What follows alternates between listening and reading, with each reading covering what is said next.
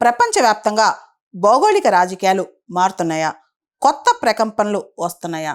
అసలు ఈ భౌగోళిక రాజకీయాల్లో ఈ మార్పులు ఎందుకు వస్తున్నాయి?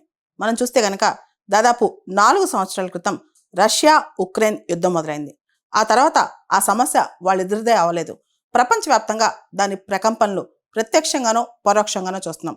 రష్యాని అన్ని విషయాల్లో సస్పెండ్ చేయటం, వాళ్ళ యొక్క పేమెంట్ సిస్టమ్ని ఆపేయటం, చాలా శాంక్షన్స్ రావటం, దాని ప్రకంపన 4 సంవత్సరాల తర్వాత భారతదేశం మీద పడింది.